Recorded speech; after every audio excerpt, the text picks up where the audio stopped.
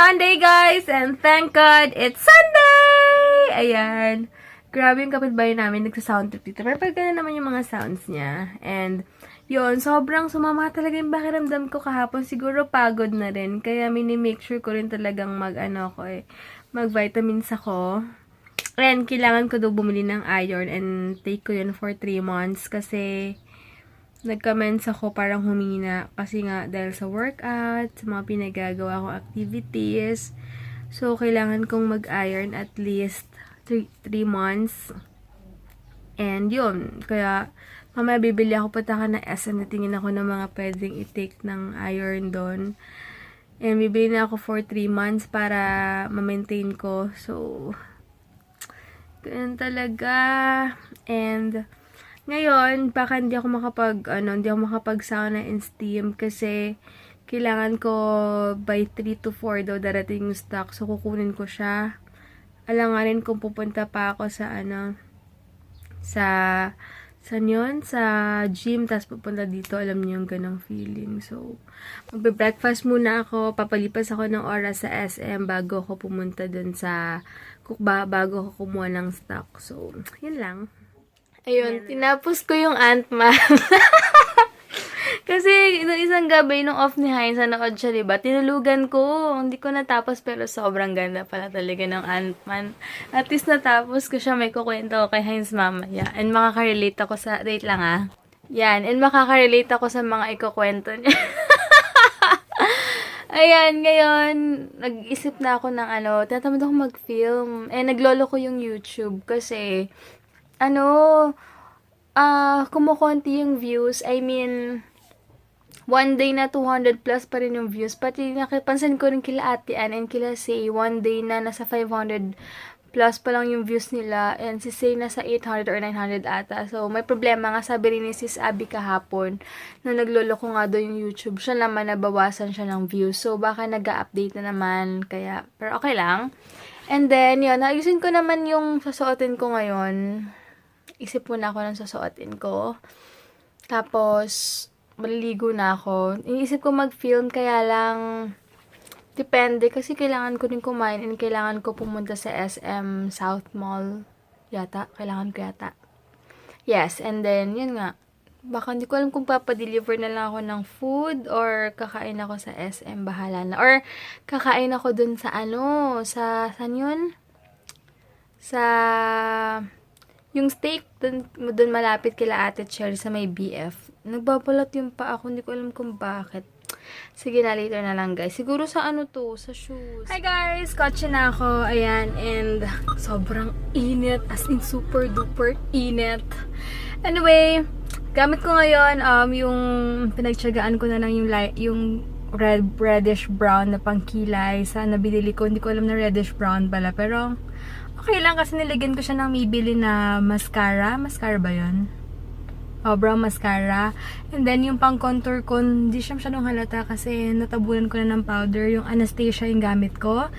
And then, wala lang, yung mascara, parang hanggang dito nalagyan ko. Hindi ko alam kung bakit. Ayan siya. Super kapal niya, guys! Kumapal din bilik mata ko. Yung lipstick ko from Beb Maria, yung super light na pare-pareho kami nila Ate Ann na binigyan. So, yung gamit ko ngayon. And, sobrang cute talaga. As in, Foolish Shop by Cherry. Tama ba yun? Basta nasa description box, ayun. And, di na ako nagpapatuyo na lang ako ng hair. Basta kumatuyo na lang siya dyan. Ganun na lang ginagawa ko. Kasi, wala na akong time eh. Wala na akong time kung ano-anong gawin ko sa hair ko. So, madali yan. And, gamit ko na pala yung bag ko. Ayan siya.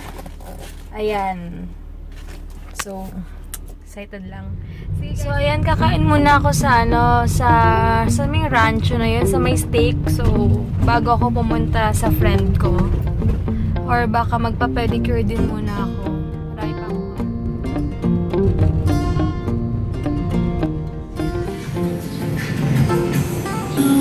So, kakain dito, 178 yung ticket.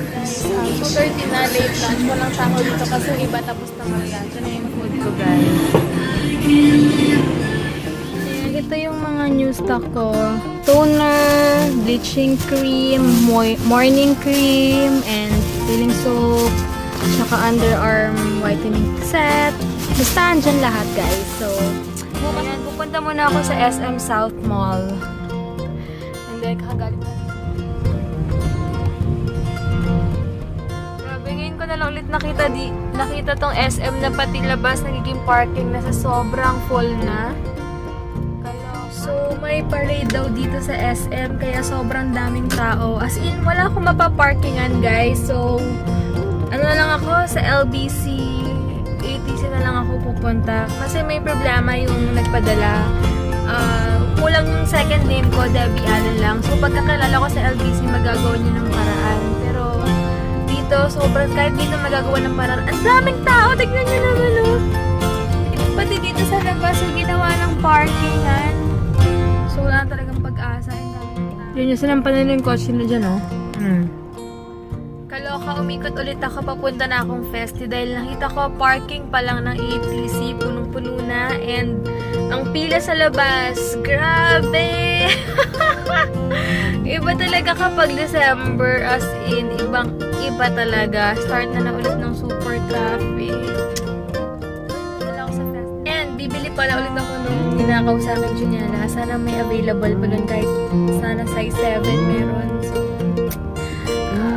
sana meron talaga. Pinagpipray ko kasi favorite nyo guys. Dito pala ang traffic na, o, diba?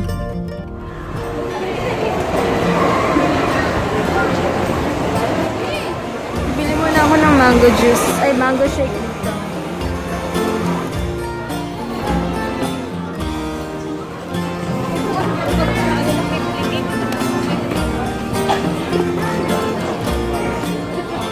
So, yun. Kabibili ko lang nung cable sa charger ko kasi minsan pinupulupot ko na lang siya or lagay agad sa bag. Hindi ko napapansin na putol na pala yung dulo sa may charger ko. So, bumili ako sa mga magiging interesado. 390 siya, yung cable niya. Kaya, yun, naglaan. Pero okay lang, at least medyo affordable naman siya kahit papano. Dati daw kasi, sa tinatawaran ko, sabi ko, 350 na lang, hindi daw pwede. Kasi dati daw 700 plus or 800 cable lang. So, at least okay lang. Yung cable lang may problema, hindi yung charger mismo. So, ngayon, alam ko na, iniingatan ko na yung... So, ayan, bumili na ulit ako nito. And ito pala yung wire. And mas makapal siya dun sa binigay ng Globe and mas mahal. Hey guys, ito si Heinzer. Siguro pagod na pagod. Pwede nga bisa ko na COVID today and victory. 7 p.m. yung simba namin, so 6:30 pa lang. 30 minutes pa. Ang aga mo pala, no? Prayer will not do the trick.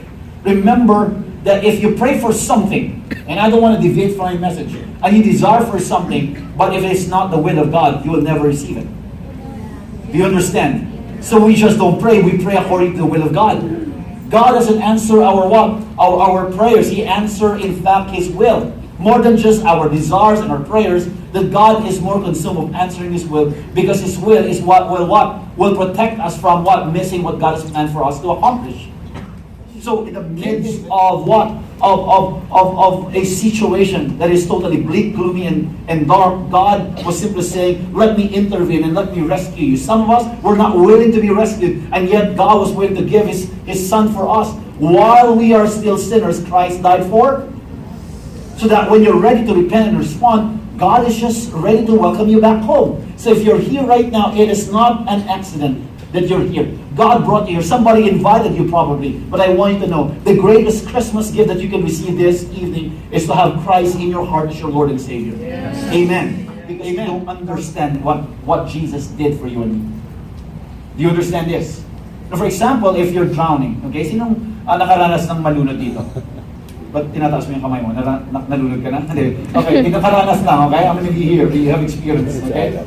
And because of that, what you need, okay? While you're gasping for air, too long, help. Kailangan English. Help, okay? Dapat social pa rin, okay? Don't voice, okay? When you're asking for help, okay, and somebody handed you a box of chocolate, okay, that you love, okay? You'll throw it away, okay? Or a check of 1 million pesos, okay? Somebody, if you're asking for help, because that's not what you need, am I correct?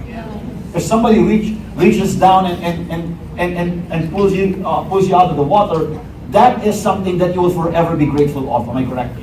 Am I correct? And this is what we should feel, that we are right now in the pit of what? Darkness, and somebody came in and took us by the hand. If you don't have an encounter of that, you will not worship, you will not raise your hand, you will not thank God. In fact, okay, because of this and how God took good care of you, will be your motivation not to sin. We don't sin to win the favor of God. Ladies and gentlemen, even if you brush your teeth or not, even if you brush your teeth or not, okay, you have won God's favor. God loves you so much. There is nothing in this world that can discourage God from loving you. Do you understand? God loves you so much, and there is nothing in this world that can disrupt God's attention of who you are. God loves you for who you are. In fact, okay, God loves you, period. This is why when you do understand that God took you out of the what? The dark, and brought you into the marvelous light. And if you do understand, you can help. But say, Lord, you're wonderful. You're great. You're awesome. Worship is a byproduct of what Jesus Christ did for you and me. You can worship God. So if you're here right now and you're just staring on a blank wall, I'm not taking it against you. Keep coming until you get to know who God is. Because you raising your hand and responding to worship is the byproduct of how you appreciate what God did for you and me. I'm telling you right now, I can't even fathom why would God forgive me of my future sins. Forgive me of my past sins, but to forgive me ahead of time, I can take that. But God has validated that He has forgiven our past, present, and future sins. Thus, I cannot sin against God because of how good and gracious He is. Amen. And the Lord. So if you're here right now, how many of you here, when you remember how God has been so good to you, you can help but worship and sing songs? Okay? Though you don't have a good voice, okay? A tuned voice, but the most important part is not a tuned voice, but a tuned heart. The enough of Jesus are done in Galilee. Why is that so? Why would God stay in Galilee? Because I want to bring you back to the map right here. A place where we don't want to take a closer look. Things that took place in the past, mga bagay na nangyari sa buhay natin, might sound depressing and oppressing. Am I correct? But Jesus wants to pay that area of your life a visit. You need God's healing. You need God's restoration. You need God's redemption in that area of your life. And Jesus Christ stayed in Galilee to redeem that area, to speak life to it. This is why in John chapter, amen, that as He has shined forth His light, and as we live in the light, then more than just living in the light, that indeed He is our counselor. He will direct and give us wisdom. Whatever comes our way, I am telling you right now, as long as you have the wisdom, everything will work out fine. I don't want to be so negative this evening. I don't want to sound negative. But how many of you here can honestly tell me that next year you will know, and you know, that you will face challenges next year. You'll have problems next year. Let's face it. Pastor, don't prophesy. No, I'm not trying to prophesy. You will have challenges. You will have problems. Am I correct? Yeah.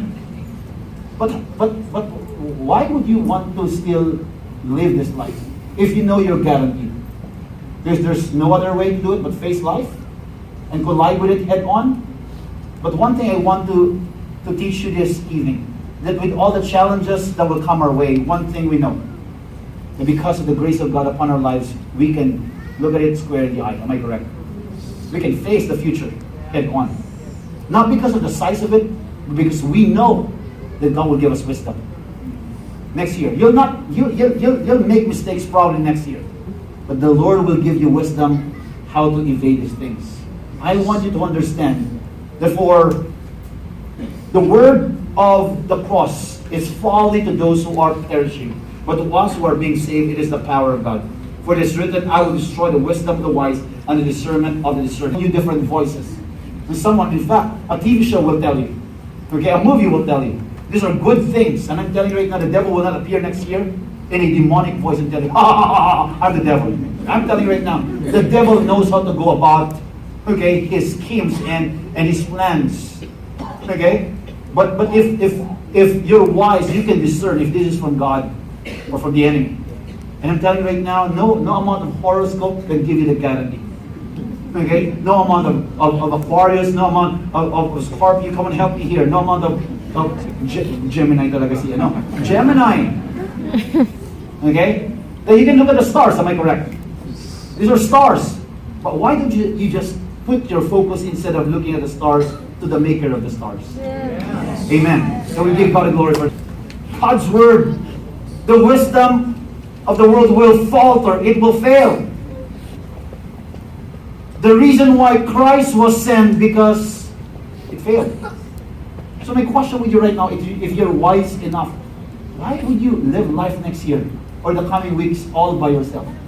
When Christ has been knocking at the door of your heart for the past few years, let me come in. Let me be your wonderful counselor. Let me bring forth miracle and light into your life. Let me give you the counsel and the wisdom that you need as you face the challenges of life.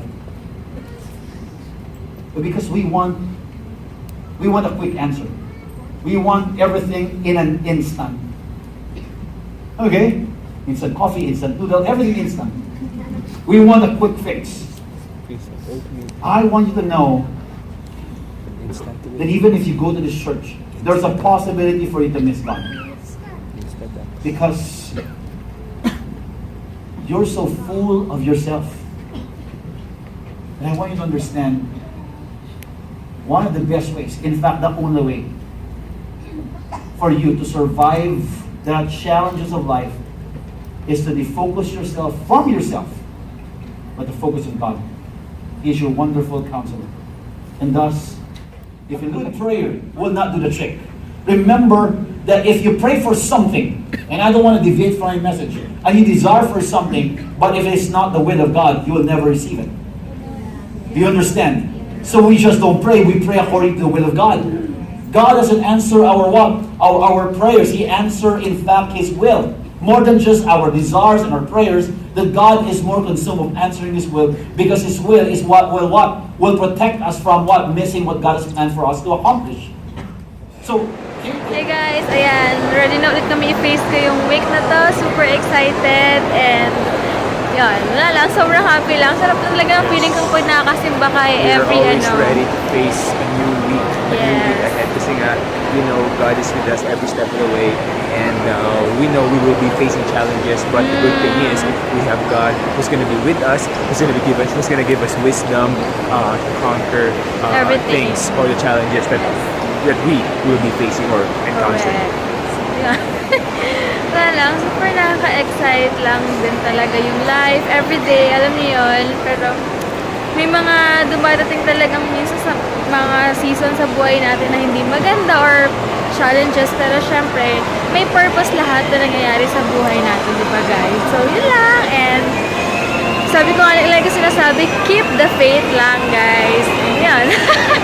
Punta na kami, gusto daw kumain sa ATC, mag-Mediterranean food daw kami ngayon. So, Arabic food. So, ano ba yun, nababalik na naman yung soyun ko. Ewan ko kung bakit, pero ay, ganda naman. Ayan, dito kami ngayon sa free. Sa free nag-park. Dito sa may Outback.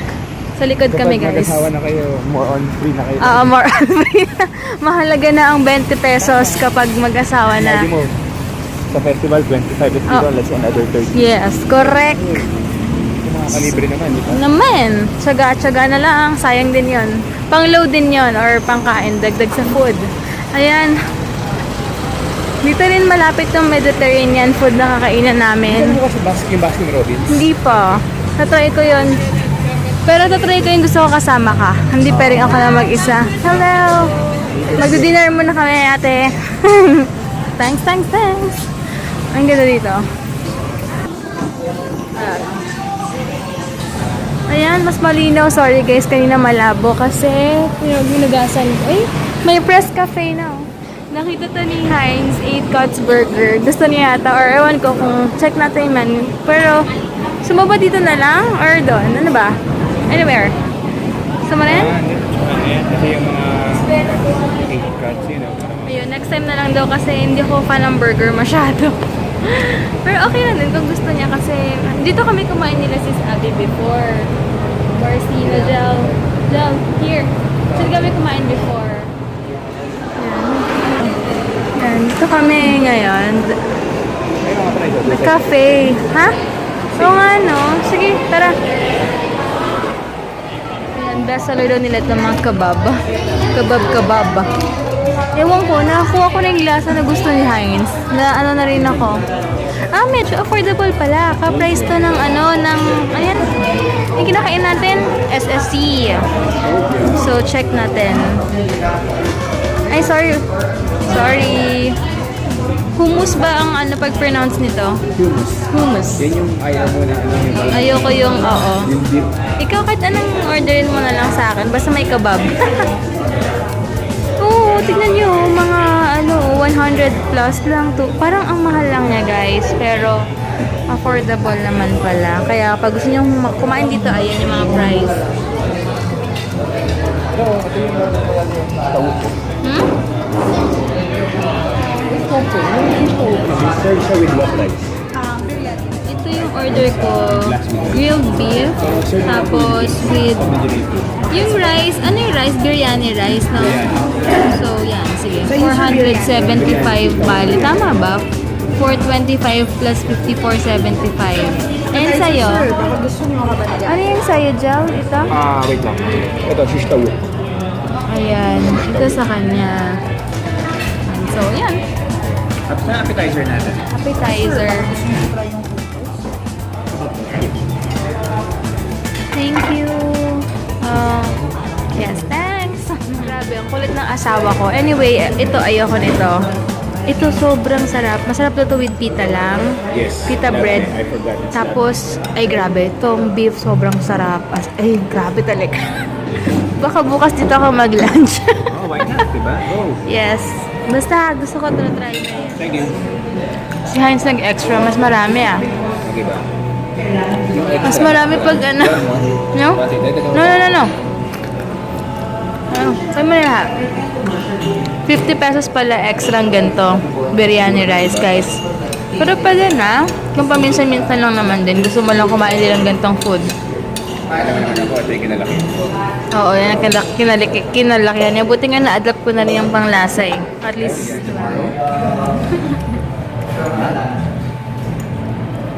babalik talaga kami dito, guys. Kasi yan. Hindi na Sarap. SSC. Hindi na kinapos sa SSC. Yung beef nila, expect nyo na wala masyadong lasa. Pero, yung mga sauce niya, and ito, yung cream cheese with yogurt, Labne. labne? Labne daw, tawag. Sabi, ang sarap. Pero kung gusto nyo na medyo sobrang malasa, yung chicken yung orderin nyo. Kasi yung beef, ako kasi, ewan ko, dati hindi ako mahilig sa beef. Ngayon nahihilig ako, anything na beef para sa akin masarap. And cheese with cheese, ang sarap talaga guys. Yung chicken, sakto lang sa akin, pero sobrang lasa niya. Mas masarap yung chicken syempre sa beef dito, pero para sa akin, the best yung beef kasi nga, pwede siyang ibagay sa labne nila. So, ang sarap talaga. Ooh. Diba, cheat day naman, kaya okay lang ngayon, diba? So, ano masabi mo? Ito ba? Authentic na authentic. Baka bukas pag may time ako or matapos ako ng maaga sa gagawin ko, dito ako kakain. Ito yung lasa. Yung ano, pag maaga ko natapos, siguro bukas, gagawin ko dito ko, it's either merienda or magda-lunch ako dito. And tatry ko yung ano nila, yung labne nga nila na sinasabi nila with, ang tawag din yung beef nila, pita? Yan, bread yun. Ha? Bread? Bread. Ano yung sinasabi nila nun? Dip. Hindi Yung yung- bread yan. Yung isa yung parang bread nila. Bread lang ba tawag nun? Pita. Pita. Yung pita. Habol sana ako sa LBC, kaya lang hanggang 10 lang pala sila. Pero yung mall hanggang 11. So, ayan. Ngayon si Heinz, bibili daw siya ng DQ sandwich. Ayun, sige, parang may barya siya bukas. Kasi iniisip ko, wala akong barya pang baon niya bukas. So, buti na lang. Kaya pupunta din ako ng LBC. Grabe! sobrang busog. Thank God sa araw na to. Sobra. As in, sobrang thank you Lord sa lahat ng blessings. And, nga pala nabasa ko yung marami ng bash kay Yen Constantino dahil sa tattoo niya. So, alam mo, masamang magpatattoo ngayon, guys, kasi art din siya. Ay, nasa New Testament pa tayo. Nothing really to explain. It's just that kailangan nila maging open sa mga baliwan. Yes, and sa New Testament pa tayo, guys. Grabe, Lalo masamang magtattoo. And art na yun. Yes. that you don't have time to check out and bash others. And meron silang KitKat dito. Cookies and cream blizzard. Sayang mo! Willing pa naman ako magbigay. Kahit yung time zone na card. Sayang. Kasi kailangan may time zone na card para maka-avail ng cotton candy. Bibili ako ng card ng time zone sa swipe. Yung balik kinakain ng magnanay last time sa na cotton candy. Sayang. Pero okay lang. Lakad na kami ngayon, guys. Papunta na sa parking and 10 o'clock na. Dito pa kami. Kailangan magpahinga ng asawa ko. No. Hindi niya nagustuhan yung hindi na nabulok ng candy ko. Hindi niya nagustuhan yung ice cream na KitKat kasi konti lang nilagay nila kuya. Pero nung nakita namin yung suki kami dun sa kanya, sa SM South Mall pa, sabi niya, huwag kayo mag-alala sir, pag ako naka-assign, dadamihan ko. Kaya sabi ko sa'yo, huwag ako na-extra sa... May trust issue to. Dahil ako umasa. Ayan po. Ayan guys, inaayos ko to. Ayan. Ayan mga yan. O, diba? Ang dami kong ayusin. Kailangan matapos ko na. And meron pa dito. Ay, ito pang papunta sa US. Ito naman sa Japan. Belated happy birthday pala kay Alpha, kay Ate Alpha Joy and si Edward na anak niya. And belated happy birthday kay Mommy. Beverly Centenaria. Sorry, super late na. Yes, and I would like to say may you have many more years to come. Wish you good health, more blessings, and yeah, just enjoy your day. Hope you enjoy your day, and take care always, okay? And thank you so much sa support niyong mag-ina sa amin. Maraming That's right, salamat. that's right. Ayan, girl. Sobrang haggard na. Pagod na. So, bukas na lang, guys. And na namin yung vlog. Sobrang inayos ko to agad kasi bukas marami akong gagawin. Pupunta pa ako ng post office. Grabe na naman ang sabi nga ni Heinz, pag work talaga, pag date talaga. Sinusuri talaga namin every minute talaga, as in. Kaya, ganun talaga ang life. So, tiis-tiis lang. Bye guys! Thank you so much for watching and God bless! Thanks!